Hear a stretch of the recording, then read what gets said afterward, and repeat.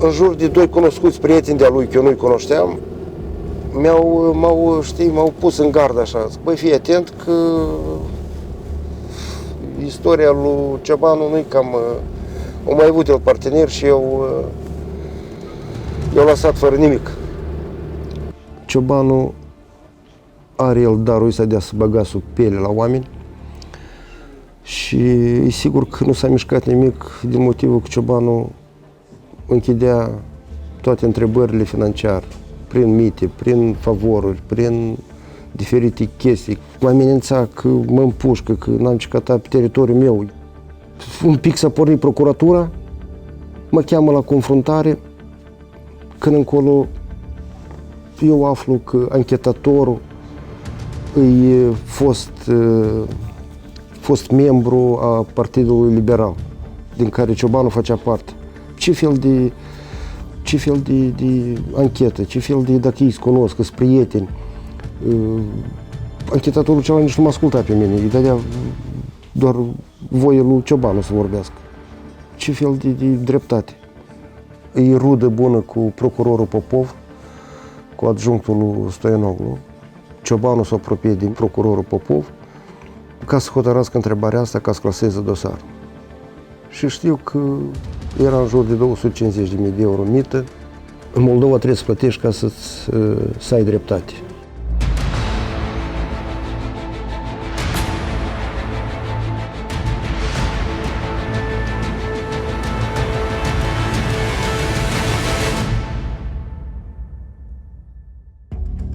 V-ați gândit vreodată la faptul că în decursul celor 30 de ani de independență nu au existat realmente niciun fel de investiții în economia țării noastre?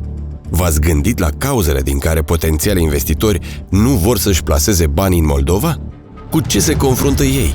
Cu înșelăciunea? Cu nedreptatea? Cu nelimitatul cumetrism care prosperă liber în țara noastră? Răspunsul este simplu. Cu toate acestea la oaltă.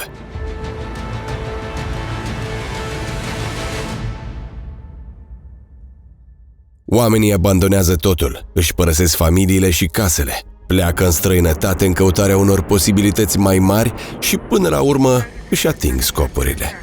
Ei nu vor, iar foarte deseori pur și simplu nu pot să realizeze ceva global de mare anvergură acasă, în patrie. Astăzi vom examina acest fenomen pe baza unuia dintre numeroasele exemple. Este povestea banală a unui om care, în anii 90, a plecat în Italia. A muncit acolo 10 ani și ceva, a obținut tot ce putea obține acolo. Dar, vai, a intervenit faimoasa dragoste de patrie. Și-a dat seama că se poate realiza totul și acasă. De aceea a revenit, fiind sigur că își va construi aici un viitor luminos. Pe atunci încă nu știa cât de mult greșea. Faceți cunoștință. Tudor Ungureanu. Bună ziua tuturor! Mă numesc Tudor Ungureanu și sunt un reprezentant al business-ului mic. În acest film vreau să vă relatez despre faptul cum după 15 ani munciți în Europa, am investit toți banii în Moldova și despre felul în care ulterior mi-a fost sustrasă în modul cel mai nerușinat afacere. Știu că în Moldova eu nu sunt nici pe departe unicul care a pățit așa ceva. Și mai știu că dacă nu voi da publicații celor întâmplate, lucrurile de acest fel vor continua să se producă. Noi nu trebuie să tăcem. Țara trebuie să știe ceea ce se întâmplă în ea, aproape că în văzul lumii. Este important că societatea să afle cu ce se confruntă antreprenorii atunci când încearcă să-și dezvolte onest afacerile în propria lor țară. Eu vreau pur și simplu să fiu auzit și sper foarte mult ca acest film să fie văzut și de organele abilitate, care vor putea în sfârșit să explice din ce cauză, nici peste 5 ani de la începutul investigației, dosarul nu s-a urnit totuși din punctul mort. Extras din dosar. Cetățeanul Ungureanu Tudor, împreună cu membrii familiei sale, au hotărât să înființeze o întreprindere agricolă cu denumirea SRL Samiral Agro, în satul Zăicana, raionul Criuleni. Așa a decis cu mama sa Ungureanu Zinaida și fratele său Ungureanu Gheorghe și soția Anastasia Ungureanu, că întreprinderea se va ocupa cu sădirea livezilor superintensive, importul de utilaje agricole pentru lucrări agrotehnice, precum și de acordarea serviciilor de creștere a producției agricole. Imediat după deschiderea afacerii au luat de la bancă credit în sumă de 70.000 de euro, din care au procurat din Italia primul material săditor și au început activitatea de plantare a unei livezi de măr. Asta ce vedeți este munca, este investițiile care au fost făcute de mine, de familia mea, acei 10 ani munciți în Italia. Am trecut o perioadă nu ușoară, pentru că aveam nevoie de persoane, de muncitori, pentru a face toate aceste lucrări. Vreau să vă spun că pe domnul Tudor Ungureanu îl cunosc din 2007, din vara anului 2007, când eu am devenit primar. Am început a face cunoștință cu agenții economici și pe teritoriul primăriei satului Zaicana era domnul Gheorghe Ungureanu cu doamna Zinaida Ungureanu, care au început a elabora un proiect de a sădi o livadă de mere performantă. Apoi, pe parcursul anilor 2007-2011, noi am făcut cunoștință și cu domnul ficiorul domnului Gheorghe, domnul Tudor, unde, venind ca să dăm autorizație de a construi un frigider, primăria a fost la preîntâmpinare, dar era și obligațiunea noastră de a ajuta un agent economic care, până la urmă, totuși frigiderul l-a construit. Părinții care au muncit acolo, care au plantat primii pomi împreună, primele 6 hectare le-am plantat chiar în 4, eu, fratele, tata și mama. Am tras irigare, adică tăticul era agronom, el avea grijă de fiecare pom, curăța, tăia, prășea, făceam împreună, adică toate lucrările. A fost înființat știți, parcă ai crește un copil, afacerea asta a fost ca un copil crescut. Extras din dosar. Ulterior, pentru a se asigura cu stâlpi de beton necesari susținerii materialului sădit, au decis să deschidă o altă întreprindere care se va ocupa de producerea stâlpilor de beton. În acest sens, i-a propus fratelui său, Gheorghe Ungureanu, și cumătrului Vitalie Mărzac să fie fondatori la întreprinderea nou formată cu denumirea SRL Dragoș Prefab. Au adunat toți banii pe care i-au câștigat în Italia și din vânzarea apartamentelor sale și a soției și au achiziționat utilaj pentru producerea pilonilor din beton în sumă de circa 400.000 de euro. Administrator al întreprinderii a fost numit Gheorghe Ungureanu. Se părea că totul e simplu și clar. Domnul Ungureanu are dorința, are posibilitățile și, principalul, are cunoștințele necesare și priceperea de a face ceva. Dar brusc în viața lui apare o persoană care începe să-și facă propriul joc murdar și care până la urmă îi ia totul, provocându-i nu numai o daună morală enormă, ci și una materială, în valoare de 3,5 milioane de euro. Persoana care stă în spatele acestor combinații este Mihail Grigore Ceban, născut în anul 1964, de formație jurist, fost consilier municipal de Chișinău din partea Partidului Liberal. Actualmente figurează într-o mulțime de dosare penale. Este directorul și proprietarul companiei de scandaloasă faimă Cebacot. Este suficient să ne amintim doar de nenumăratele chioșcuri de vânzare a produselor de tutungerie, ce inundaseră într-un timp tot Chișinăul fără vreo justificare pentru autorizarea acestora. Și în spatele acestei inundații se află același Mihail Ceban. Dar acest subiect merită o investigație documentară aparte. O investigație a modului în care omul își câștigă onest banii. Un mod în care, desigur, contrabanda n-are absolut nicio treabă. Ați simțit ghilimelele, nu? Dar haideți să aflăm, totuși, cum antreprenorul obișnuit Tudor Ungureanu a rămas, datorită înșelăciunii lui Mihail, fără bani și fără casă.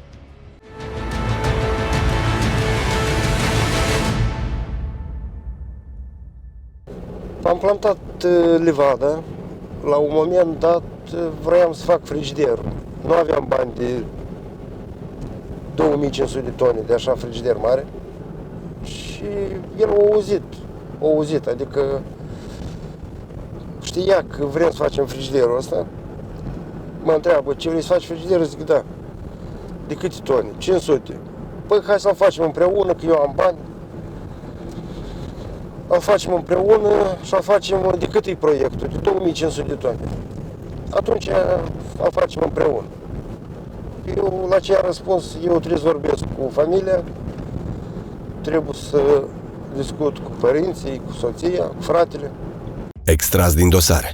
După consultările avute cu mama sa, ungureanu Zinaida, și cu fratele Gheorghe, au decis să accepte propunerea lui Ceban Mihail și să înceapă înființarea frigiderului de capacitate mare. Astfel, Ceban Mihail i-a cerut juristului său, Anatol Ciobanu, să pregătească un contract de societate civilă între SRL Samiral Agro și SRL Cebacot Agro, cu condiția că fiecare din părți participă cu 50% investiții financiare pentru construcție și, la finalizarea lucrărilor, frigiderul va fi partajat în cote egale a câte 50%.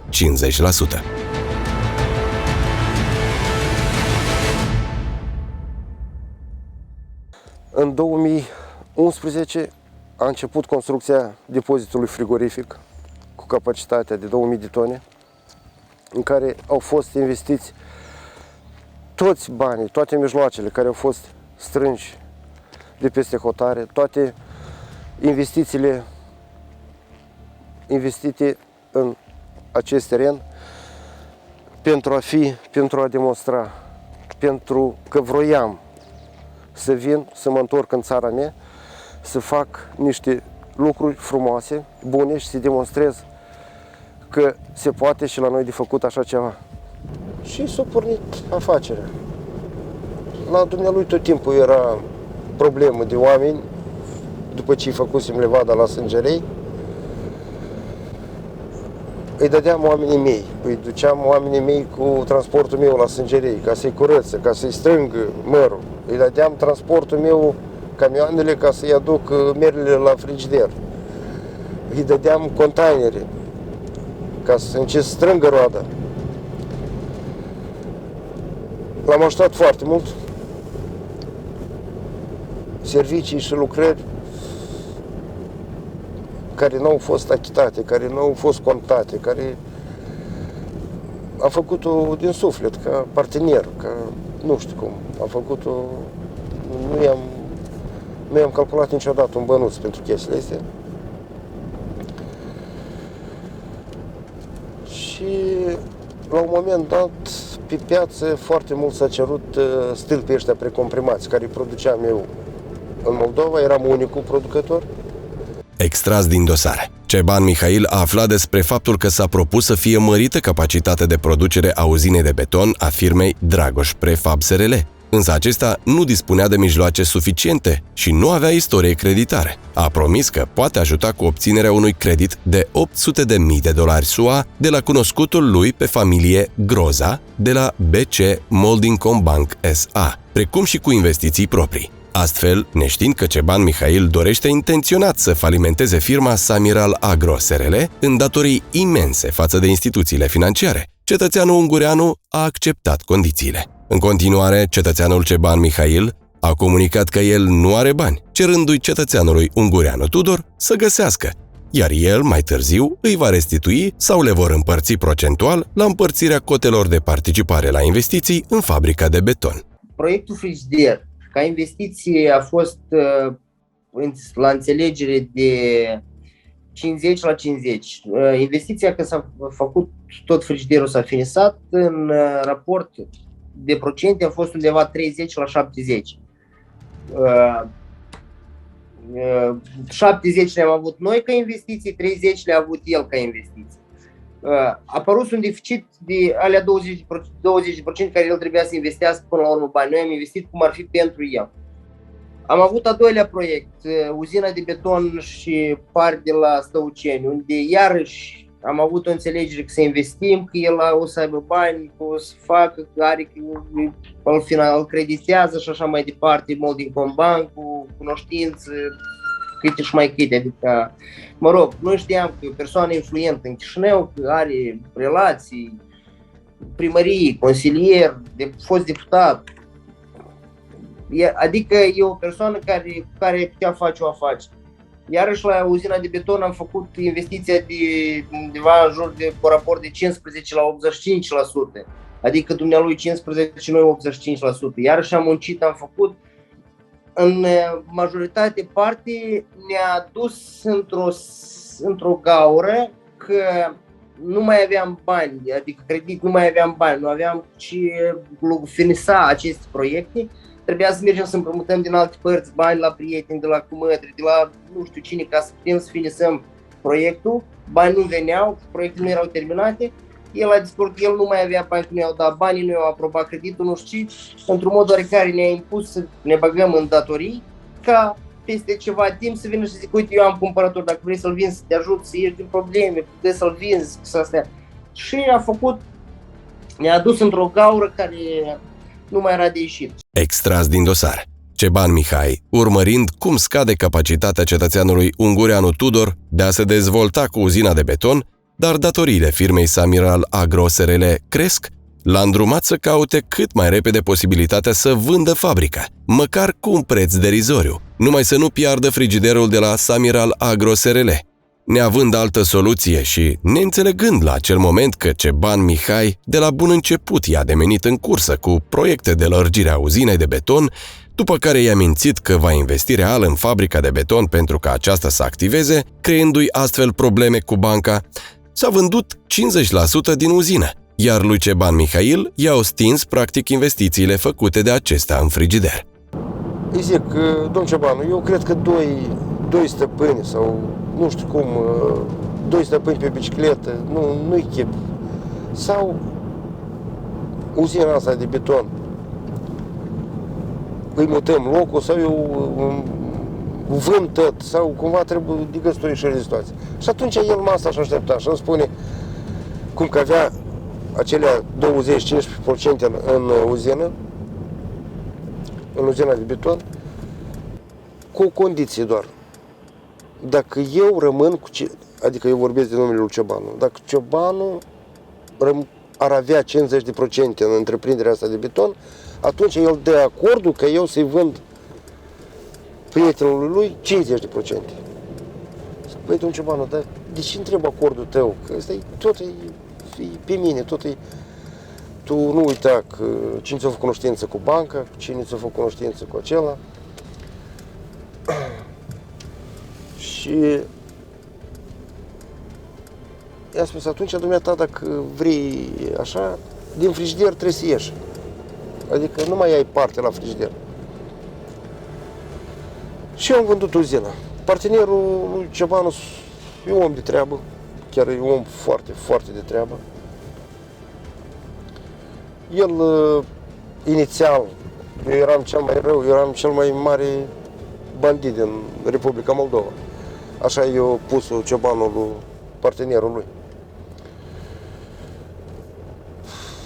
Că după 2, 3, 4 luni de zile să mă invite la el și să-mi spui, băi Tudore, mie îmi pare foarte rău că eu m-am implicat în cumpărarea uzinii, că mie așa mi-a povestit Ciobanul de tine, că tu n-aveai, eu nici nu vreau să stau cu tine la masă, adică...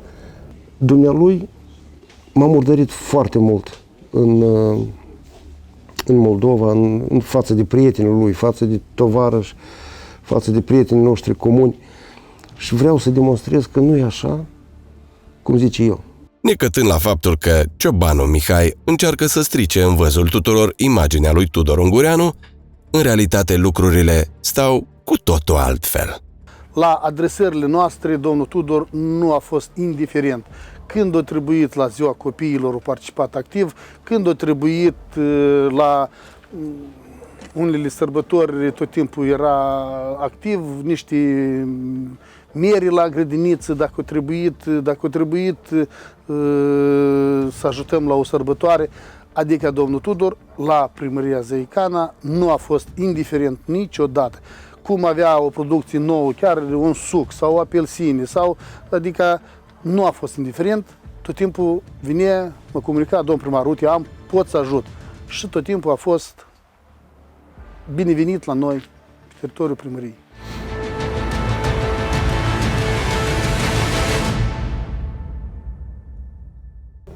Eu aveam credit la Total Leasing, el era foarte bun prieten cu administratorul de la Total Leasing făceau sport împreună, beau ceai împreună, dejunul împreună. Și a venit lui așa o idee în cap ca să mă deposedeze și de frigider. Dar mă deposedatul de frigider a fost implicat și total leasing-ul, adică cu ajutorul lor. Eu nu prea aveam, afacerile mergeau prost și el mi-a spus că, bă, Tudore, hai să facem în felul următor, că frigiderul să-l scoatem de pe firma ta, să-l punem pe altă firmă, să luăm un credit, să cumpărăm mere, roadă, să băgăm în frigider, cum capacitatea era mare. Și să pornim, să avem afacerea. Și zic, cum o vezi dumneata? Ia că să merg să vorbesc chiar și la bancă, să iau un credit. Și dar eram atâta plin de... Vedeam cum mă minte în față, cum vedeam, simțeam. Dar eram... Zic, domn Cioban, ieși și cumpăr dumneata frigiderul de la mine, închide creditele, ce eu mai rămas acolo, ia frigiderul și meargă nunta sănătoasă. Nu, cum așa? Nu, eu am nevoie de tine, trebuie să fii acolo, tu. În frigiderul și ăla lucra și fratele meu. Cum lucra, adică punea totul la locul lor. Avea grijă de personal, de oameni.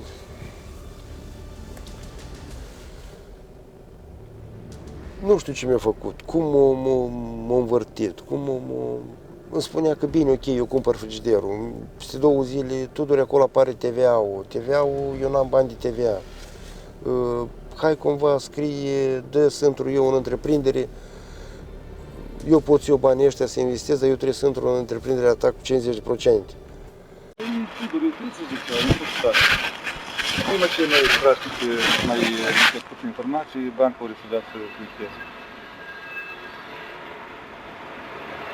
Și poftim Cibacotul crediten, Cibacotarul crediten, dar Dragoșul nici sub un pretext. Acum, dacă ei creditează Cibacotul, eu trebuie să cumpăr la tine, iarăși primeam câteva. Înțelegi?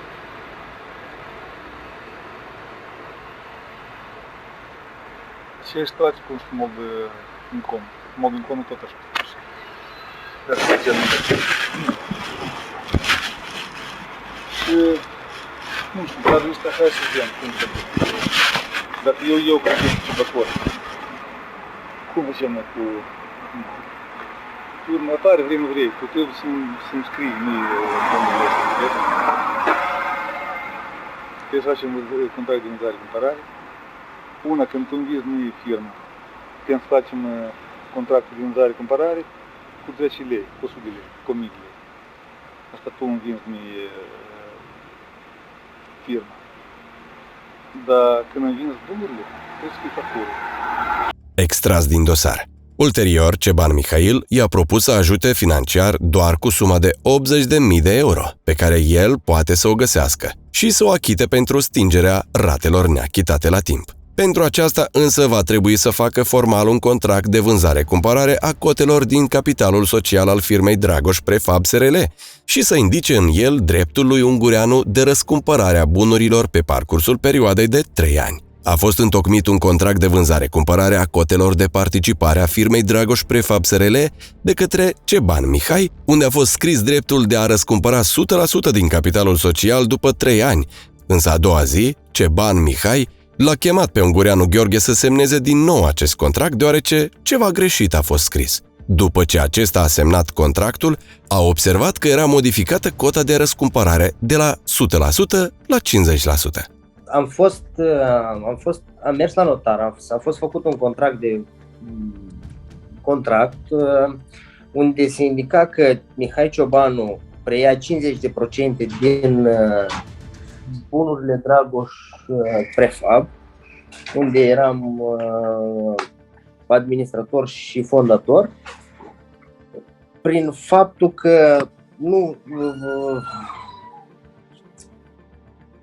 că ca să nu cumpere cota parte de 50% care este, să nu apară TVA-ul, se va face un contract unde el intră ca fondator. A fost făcut contractul, am mers la notar, l-am semnat, tot a fost ok. A doua zi am fost telefonat de el și mi s-a zis că este o greșeală mecanică, nu știu ceva, la contractul ăla și trebuie de mers de mai semnat odată contractul. Am mers la notar fără gânduri, fără nimic, am mai semnat încă o dată, mi s-au fost puse foile cu semnăturile în față, am semnat încă o dată foile și am ieșit și am plecat. Când am plecat, m-am văzut cu fratele, i-am transmis lui contractul. El când l-a citit mi-a zis că uite că aici este schimbat procentul de fondator, adică de la 50% la 100%. Și n-ai văzut, nu te-ai uitat, nu asta. Zic, nu m-am uitat, nici nu m-am gândit la chestia asta. La rândul său, fratele l-a sunat pe el, i-a zis de ce s-a întâmplat așa, de ce așa, care e motivul. El i-a zis că stai liniștit, Tudor, nu-mi trebuie nimic de la tine, eu m-am asigurat să fii mai ok, ca să nu fie întrebări, că eu am relații, o să schimbăm, o să facem firma nouă și tot o să fie bine, stai liniștit, eu mă ajut, nu-mi trebuie nimic de la tine, ce e al tău, e al tău, ce e al meu, e al meu și așa mai departe. Și astăzi eu nu pot intra pe teritoriul meu, teritoriul în care am investit bani, sănătate, sufletul. Am rămas fără casă și mulțumită lui Ciobanu Mihai. Un om care hăin, care eu n-am cuvinte să-l numesc, și se petrece în sufletul lui. Cu copii pe drumuri, cu bagaje făcute și plecat din Republica Moldova, în țara în care am vrut să investesc bani și am vrut să fac ceva frumos. Să am un viitor și eu și copiii mei. Extras din dosar. În perioada anului 2016, Ceban Mihail Grigore, împreună și după o înțelegere prealabilă cu persoane nestabilite de organul de urmărire penală, având intenția de a dobândi bunurile altei persoane prin abuz de încredere și înșelăciune, sub pretextul protejării și dezvoltării unei afaceri comune în domeniul construcției, în cadrul SRL Dragoș Prefab, i-a convins pe fondatorii întreprinderii date, Ungureanu Gheorghe și Murzac Vitalie, să-i transmită partea socială în mărime de 100% din capitalul social al acesteia. La 05-10-2016, după ce Ceban Mihail a intrat în posesia părții sociale în mărime de 100% din capitalul social al SRL Dragoș Prefab, devenind astfel unicul acționar în circumstanțele expuse, contrar înțelegerii inițiale, a îngrădit în totalitate accesul foștilor fondatori la bunurile întreprinderii, prin ce i-a deposedat pe Ungureanu Gheorghe și Murzac Vitalie de un depozit frigorific, utilaje frigorifice și mai multe plantații de livezi situate în satul Zăicana, raionul Criuleni, bunuri evaluate la prețul de 3.500.000 de euro, care, conform cursului oficial al BNM, constituie 77.285.600 lei, cauzând victimelor daune materiale în proporții deosebit de mari. Tot se oprea la el, adică asta și chiar și când mergea în 2020 un caz,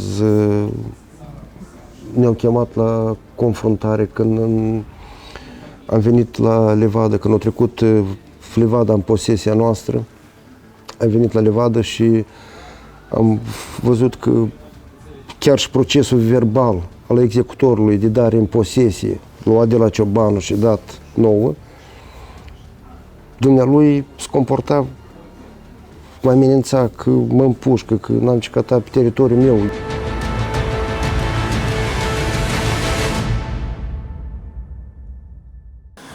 Reprezint interesele doamnei Anastasia Ungureanu, care este soția domnului Tudor Ungureanu.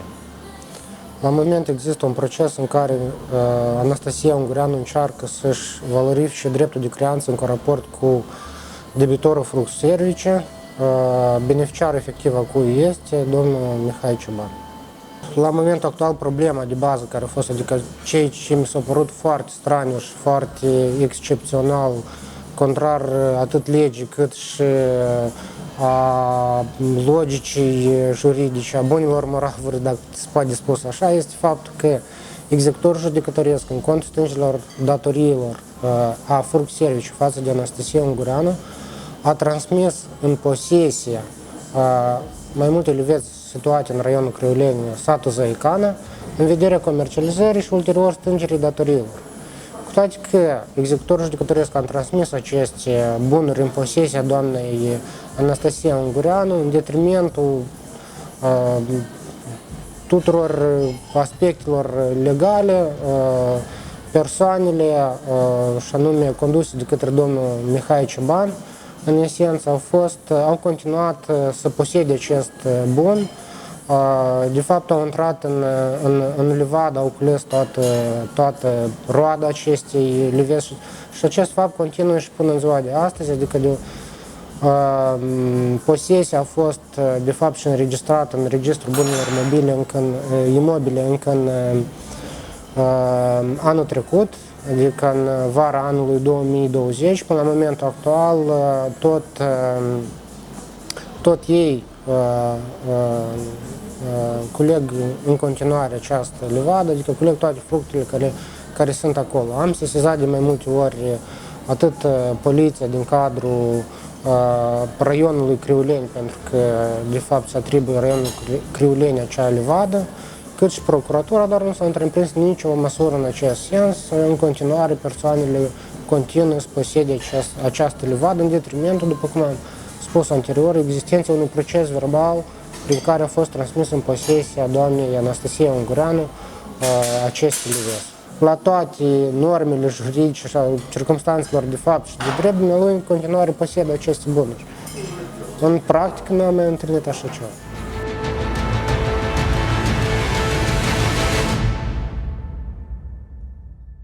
Ne-au chemat la poliție în 2020, că, deci vă spuneam că în 2020, dar nu știam ce să mai fac și am apelat la televiziune să vii, să facă măcar un film, ceva, un filmuleț, cât de cât, să vadă cu toate hotărârile astea de la apel, de la judecată. Un pic s-a pornit procuratura, mă cheamă la confruntare, când încolo eu aflu că anchetatorul e fost membru a Partidului Liberal, din care Ciobanu făcea parte. Ce fel de anchetă, ce fel de, dacă ei se cunosc, că-s prieteni. Anchetatorul ceva nici nu mă asculta pe mine, îi dădea doar voie lui Ciobanu să vorbească. Ce fel de dreptate. În anul 2020 mă întâlnisem cu un prieten în vârstă, un prieten vechi de-al meu, un prieten comun. Și din disperare am început să-i povestesc la cine aș putea eu să mă adresez, să meargă cazul ăsta, legal să mă adresez, nu știam la cine să mai bată în ușă.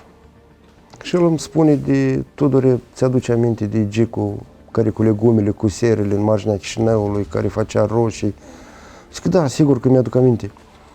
Vezi că Gicul ăsta e rudă bună cu procurorul Popov, cu adjunctul lui Stoianoglu. Și m-am dus la dânsul cu o rugăminte, zic, bă, omule, ajută-mă, te rog, să intru la Popov, că știu că sunteți prieteni, că vă cunoașteți bine, să ajung la Popov să-i lămuresc cazul, să vadă el care e situația și doar cer dreptate, nu cer altceva nimic, doar dreptate, să-mi facă dreptate, dacă nu, Dumnezeu cu ea. La ce Gicu a ridicat așa capul sus, a întors capul, cred că poate era rușine, eu nu știu, dar am simțit ceva și spune, băi Tudore, eu de cazul tău cunosc și cazul tău, dosarul e clasat. Eu la momentul acela nu știam că dosarul e clasat. Cine putea să știe? Oamenii care, e clar, care era în relație directă cu Pece Coxu, cu procurorul Popov, cu Ciobanu. La momentul acela, cum așa e clasat dosarul? Ce înseamnă clasat? Păi acolo este foarte multe probe care arată că nu e așa. Cum așa s-a clasat dosarul? O stat 3 ani de zile, 4 ani de zile și l-au clasat. Băi, Tudor, mie îmi pare rău, Ciobanu s-a apropiat de mine, m-a rugat să-i fac cunoștință cu procurorul Popov. ca să hotărască întrebarea asta, ca să claseze dosarul. Și știu că era în jur de 250.000 de euro mită. Extras din dosar. Procuror delegat în Procuratura pentru combaterea criminalității organizată și cauze speciale, Roman Recean, dispun 1. Scoaterea integrală de sub urmărire penală a cetățeanului Ceban Mihail Grigore, anul nașterii 12/09/1964, din motiv că fapta nu întrunește elementele infracțiunii. 2. Clasarea procesului penal în cauza penală numărul 201 779 0103, din motiv că fapta nu întrunește elementele infracțiunii.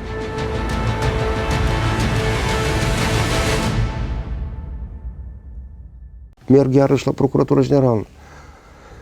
Băi, omule, eu vreau să ajung la audiență la Stoianoglu. Depuneți cereri. Câte cereri trebuie să-ți depun ca să ajung la Stoianoglu? Așa e regulamentul, depune cereri. Iarăși depun cerere. Am stat 2 ore, dar mi-am spus că cineva din adjuncți a luat mită și eu vreau să-i comunic lui Stoianoglu. Așteptați aici. Am așteptat 2 ore pe scări, tot mă apropiem la el, intru la Stoianoglu sau nu. Încă nu am niciun răspuns. Am stat 2 ore acolo în fața procuraturii, am plecat. La un moment dat, în jur de orele 1, mă telefonează un procuror din, cum îi spunea, un procuror din misiuni speciale. Domnul Ungureanu, da, eu sunt procuror, s-a prezentat, vă rog să vă prezentați la Procuratura Generală pentru că ați depus o cerere la audiență la Stoianoglu. Zic, ok, vin. Am lăsat tot, m-am dus la procuratură, mă întâlnește, ne ridicăm la 2-lea sau la 3-lea etaj, își ia un pix și o foaie, povestește cui s-a dat mită. Băi, dar eu am cerut la Stoianoglu, n-am cerut la dumneata, cine ești dumneata? Domnul procuror general mi-a dat indicații că eu să iau informația la tine, să o transmit lui și atunci o să te cheme și să depui un denunț. Cine este, și mă întreabă, cine este adjunctul care a luat mită? Eu iarăși n-am început să-i spun, vreau să-i povestesc istoria, pe dânsul n-am interesat istoria, cazul, tot insista cine este. Când am văzut că pe dânsul l-a interesat doar cazul ăsta, i-am zis, băi, cineva din 3 adjuncți. Care din 3 adjuncți? Unul din ei. Primul. Nu i-am zis familie, nu i-am spus nimic. Primul.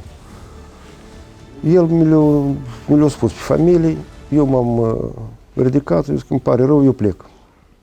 Dacă nu intru la domnul Stoianoglu, eu plec. Și așa am plecat. Am plecat, l-am sunat pe avocatul meu, m-am întâlnit cu el 5 minute, i-am povestit toată situația care a fost. La ce avocatul îmi spune, Tudor, ți-ai luat țuleșoarele și ai plecat urgent din Moldova. Tu ai aruncat, ai spus, dacă tu ești, ok, nu i-am spus familia, i-am dat de înțeles că e Popov, da, că e primul adjunct. Dacă tu ai spus așa cuvinte, pentru tine e foarte periculos să te afli pe teritoriul Republicii Moldova. Și eu am plecat din Republica Moldova.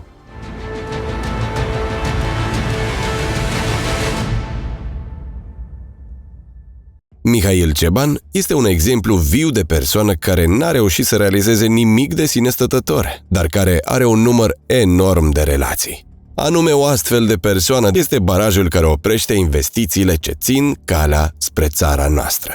Tudor Ungureanu nu este nici pe departe primul investitor care a avut ghinionul de a se confrunta cu ea. От этого же человека пострадали я и мои компаньоны.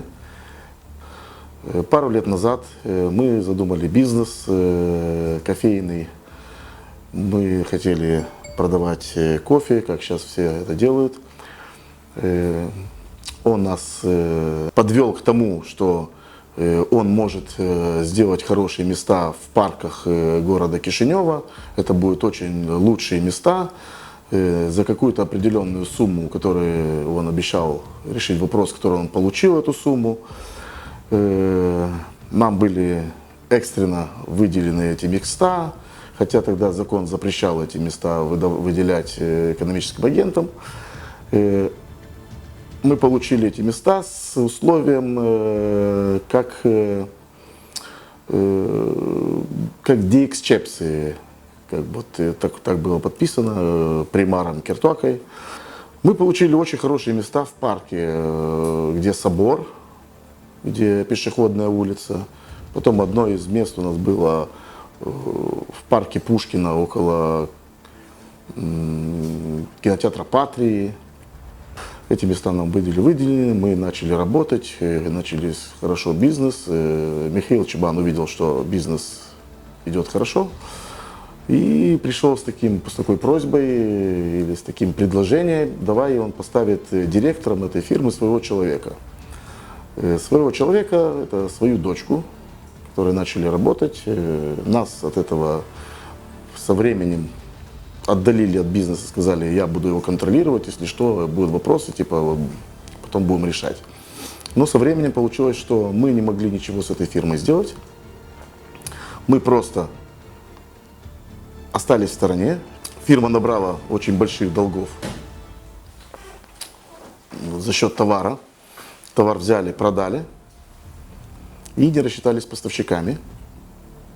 Начали приходить нам, мне и моим учредителям, моим компаньонам, начали приходить письма о том, чтобы рассчитайтесь с долгами, на то, что мы как бы отвечали, что, извините, мы вообще к фирме не имеем никакого отношения. Фирму забрала директор Чабан Татьяна, дочка Чабан Михаила, и полностью они занимались экономической деятельностью.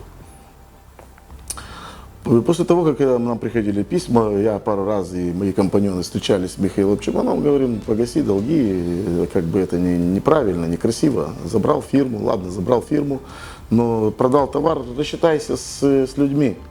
Ну что мне было сказано, там, не лезьте ко мне, не трогайте меня. Если вы будете меня как бы доставать вот этим делом, я буду обращаться в органы прокуратуры, у меня там очень большие связи, в полицию, буду заводить на вас уголовные дела. В итоге, вот сколько лет, эта фирма находится до сих пор в офисе и бухгалтерии Михаила Чабан. Последняя информация, которую мы получили, что директор Чабан Татьяна подала фирму на банкротство.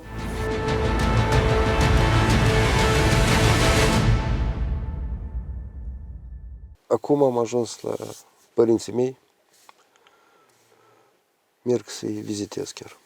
Eu astăzi v-am vorbit de părinții mei, faceți cunoștință. Suntem la cimitir, la părinții mei. Asta a fost și o idee de-a lor,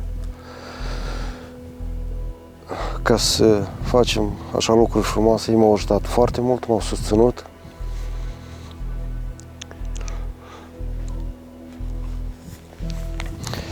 Este o, cum să vă zic, este iarăși nu știu cum să vă spun,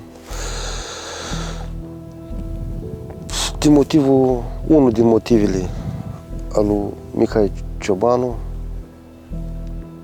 că părinții n-au mai reușit să vadă cu ce se termină toată afacerea asta,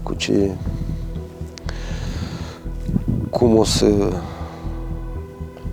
viitorul la toată treaba asta. Eu îmi cer scuze, eu am emoții.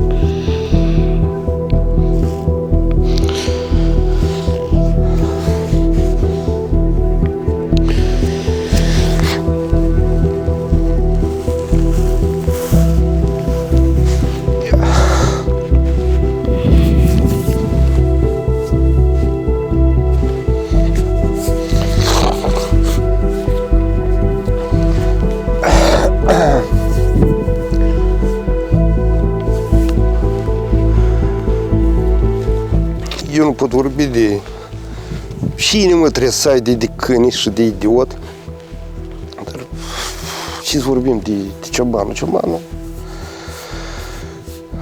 Ciobanu, el ca să-și poate împlea buzunarele și nu numai. El nu ducea, el mergea ca pe trupuri, el să-și facă planurile lui să le îndeplinească. Dar cred că toți mergem, ce vreau să spun, că toți mergem sub Dumnezeu. Și o să-l ajungă și pe el. Ei au avut un șoc extraordinar. Ei au plecat după toată chestia asta, ei au plecat din viață foarte rapid. Adică, însă și situația asta i-a mâncat, ei s-au închis, s-au blocat, i-a mâncat total. Ei, până la ziua aia, ei mergeau pe drum, toți știau că este al nostru, se salutau, vorbeau, cum vă merge livada, cum copacii. Domnul Gheorghe, vă rog frumos, poate să veniți să-mi curățiți și mie niște pomi, cum faceți la dumneavoastră, poate veniți și mie niște pomi, poate vreau mere, ne cunoșteau toți. La un moment dat tot asta s-a rupt, imaginea lor nu mai era, ei au plecat la scurt timp unul după altul, a decedat tata și la scurt timp, la 10 luni a decedat și mama. Adică însă și toată situația asta, căderea asta la zero, groapa asta i-a dus în groapă, i-a dus în pământ. Chiar dacă să ajungă Ciobanu să vadă acest filmuleț, eu aș fi foarte fericit că el să răspundă la întrebări la poligraf. Să vedem cine-i mincinosul și cine e cu adevăr. Eu chiar acum pot să încerc să-l telefonez pe Ciobanu, să-i dau niște întrebări când am de gând să strâng roada, cum o strâns el roada, când intru eu o levadă, dacă doriți, pot să o fac și asta.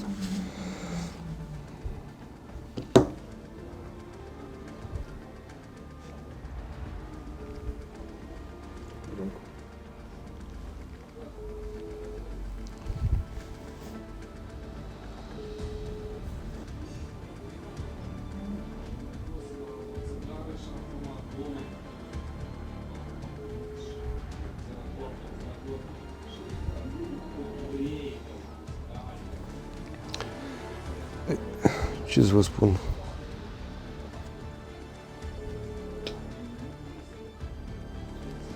Ce să vă spun? Nu-i cred că e ocupat omul. E ocupat, socoate tonele de mere care le-a strâns anul ăsta pentru import, export. Da, nu răspunde.